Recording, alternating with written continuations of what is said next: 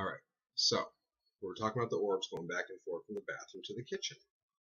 So this is actually happening. These orbs are going back and forth from the bathroom to the kitchen. We got it on camera. We have whispers on the EVP, but nothing really hardcore that night, except for the feeling in that bathroom. I would say it was the heaviest I felt it personally.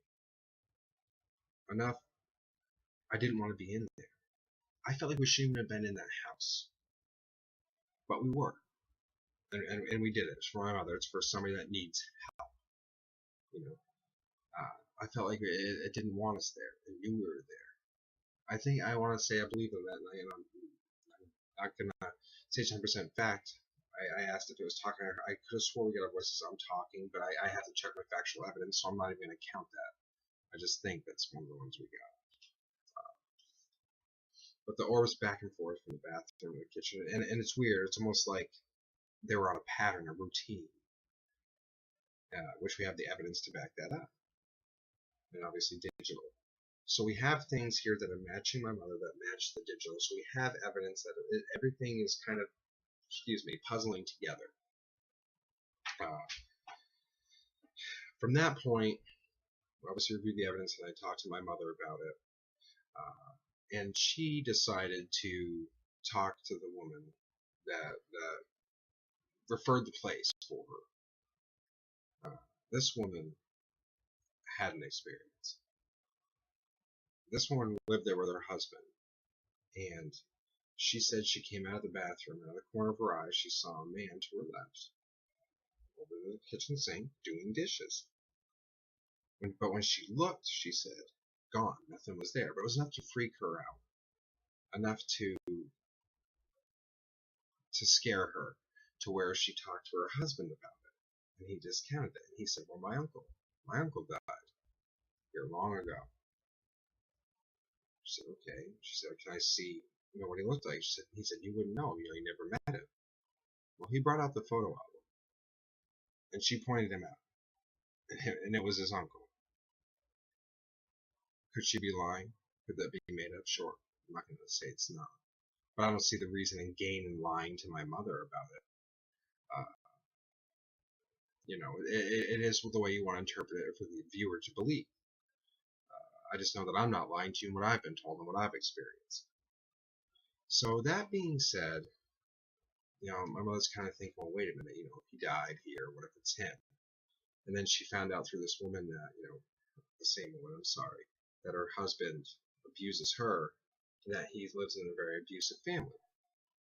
So my mother kind of relates that to, wait a minute, my mom didn't get into specifics with her. My mom said she just asked if she had ever had anything happen. So my mom didn't tell her she's been choked, that she's had these dreams, the guy attacking her, the spirit, that's what you get for messing with me. Doesn't know any of that. So now you add that into the factor, abusive family. There's something going on here. Now the same woman, when she was going to move off to Ava, she had stopped by to see my mom and say goodbye, as they had become friends, being coworkers for a couple of months. Now, when she had come by, she said she brought a gifted friend and asked if she could come in. So she assured my mother that she didn't tell her really anything about the place, that she just asked her friend to come there for my mother because she was concerned about my mom, as I was, as we all were, Kirsten and Tal. And this gifted woman had things to say that really are mind-boggling. She went into the house. She said she instantly felt a presence. It was very, very strong presence, I guess. So the word, I think it was a strong presence, my mother told me she said. She said it was going from the bathroom to the kitchen and back again. Now, we had caught that on video with orbs before she even said this. That's things that she couldn't know about. Coincidental? Sure. I'm going to chalk it up to that for now. But I'm going to keep going and you can take it from there. So that being said, she said he goes back and forth to the kitchen and the bathroom. But she knew he died there. She could know this information from reading or being told, sure. But his name was Charlie, and he died of a massive heart attack in front of the sliding door in the kitchen. She said he really hangs out in the shower. That's where he hides. How would she know that? That's another point that she shouldn't know, as my mother did not get into specifics with her coworker for her to tell this gifted person that. So she asked if she could go into the bathroom with some privacy and talk to him. My mother said she did. When she came out, this is where it gets interesting. Even my mother was blown away. She said, he's upset about a few things. He's upset because all of his pictures are down and he wants them back. Obviously the owner who owns the building took them down, not my mother. Could be common, sure. The other thing though is that she said he doesn't know he's dead and he thinks my mother is his wife. Now, like I said before, comes from an abusive family. Even this coworker of mine and my mom's, I'll be honest with you, she moved because she was being abused. That's why she was moving to Ava and leaving. Now, that being said, my mother was choked and attacked. So I'm thinking, okay, he thinks it's his wife. Maybe he was abusive to his wife. The other thing also, he said, he's very annoyed with the child running around the living room. Could somebody say, yeah, she walked in and saw toys? Not my mom's house. My mom is very neat and particular. Even when I grew up, you put your toys back or they get thrown away. So our daughter has a drawer of toys that is concealed and it can't be seen unless you open it. So she knew that bit of information too. The other thing not related but also on the same wavelength is she also told my mother to tell me, she said, your son is sick. Tell him not to get in the wheelchair. I was in a car accident and I have spine issues to where I have to have surgeries. Kind of odd, a little awkward. Enough for me to quirk my head and say, wait a minute, she could be onto something. This could be a legitimate medium. And I do believe in mediums. I'm not saying you have to, but I do, due to a personal experience. I'm not going to get into that right now, maybe some other time in another video, but enough, this is enough for me to really question what's going on here. You know, we have this spirit talking about, you know, the 4-year-old running around, pulling some stuff down, and my mother even told her, I'm sorry, I left something out. I told her, you know, my son and his girlfriend and Talent had been by talking to him, and she said, oh, he knows that, he talks to them. Very, very interesting. She said that she had spoke to him and tried to help him move on, to go forward, to say, you know, this is not his wife, it's another woman, and hopefully it would dissipate. She said he's probably going to pull pranks, tap on the walls, and do things like that with cupboards and all that. You know, small things, but he won't be as strong, she doesn't think. And she left. The whole point of this is I want to, you know, talk to you about how it can affect a person. You know, I've heard about hauntings. You see shows on TV. You see the ghost shows. Watching on TV and really looking at somebody in the eyes is a lot different. Whether it's your mother or a person.